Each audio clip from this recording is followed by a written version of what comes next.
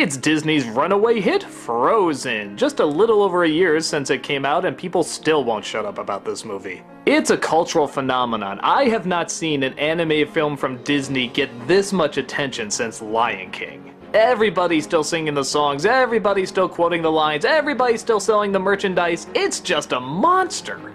Like probably most of you, I kind of agree it's all over the place and most likely overplayed. But, I'm not gonna lie, I'm one of those people that loves it just as much as anyone else. The story is about two princesses named Elsa and Anna. Elsa has a curse where she can control the cold. She can make it snow, shoot ice beams, create snowmen, all sorts of craziness.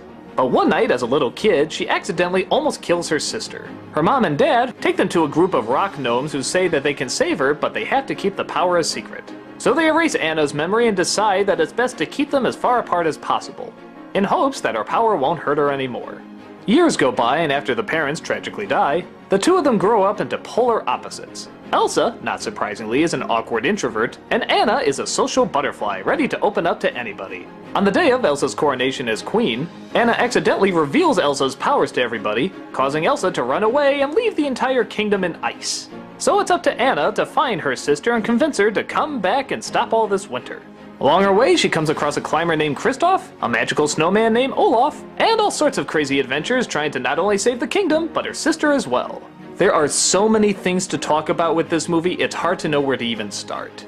Probably the thing I'm impressed with most is their ability to break certain cliches while still holding true to others that make Disney so popular. But they do it in a way that's not so obvious. It feels very natural in the way they set up these characters. I thought back to films like Enchanted where they just hammered the lesson in that they're going against these Disney cliches, and here it just felt like it was part of a story they would tell even if it wasn't Disney related. Because it ties into what's going on nowadays and will continue to happen in the future. For example, there is still a romance that blooms in only a few days, but they also mock the fact that she's going to marry somebody that she just met, which of course is a big criticism of female leads in the past. But this also makes sense for the character. She has been shut away for so long that she would just give herself to anybody.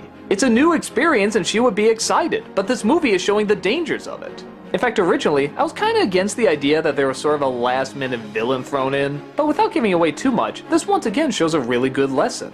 The surprise reveal shows the danger of being too trusting to anybody, which is not only a good lesson for kids, but a really good lesson for kids nowadays. With the social media and everybody on it so often, both Anna and Elsa are perfect extremes to learn something from.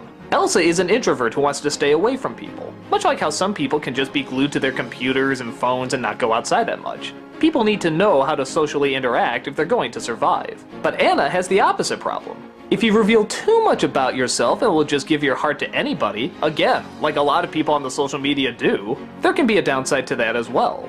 The characters are also likable. Not only do we have two princesses in this, but one of them moves on to queen, isn't evil, is actually really respectable and smart, and the other isn't so dainty and basic. She's really funny. They don't mind if they make her a little bit of a ditz here or there because it's totally explained why. The situation totally backs up why she would be this way, but at the same time, she's very likable. You love her passion.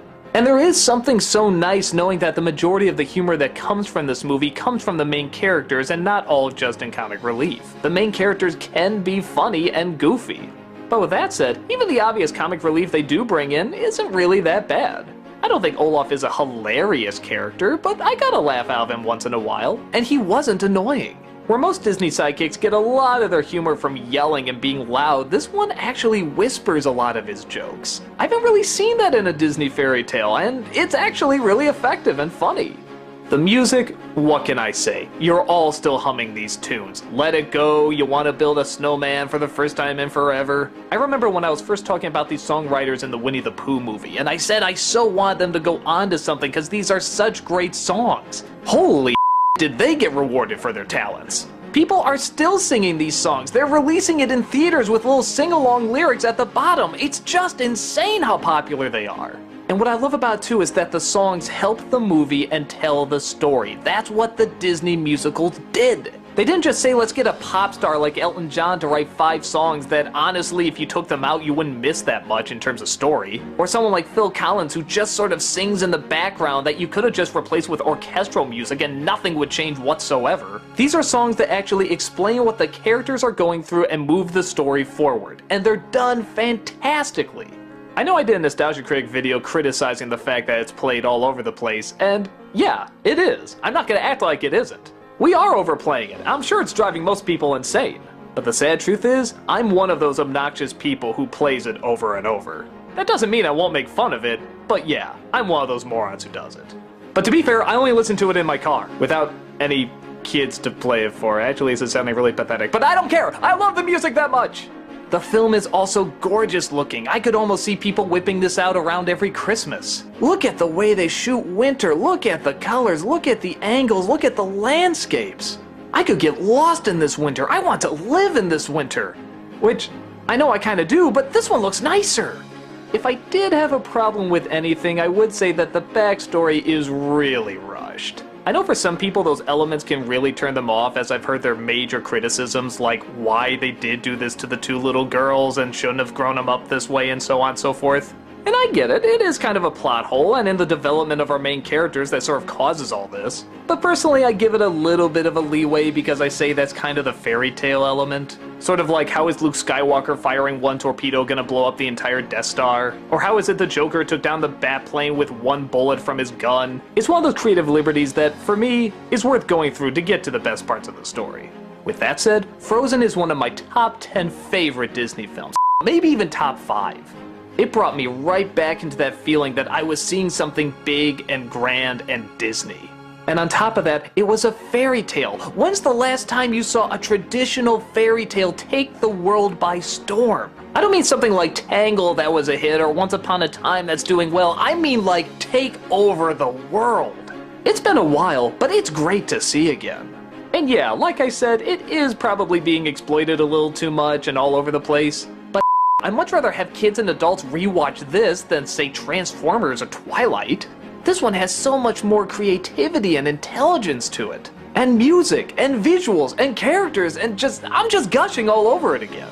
It's one of the few films I can just proclaim as an instant classic. A film you can guarantee years from now millions of people are still gonna be watching and sharing with their kids. With other adults.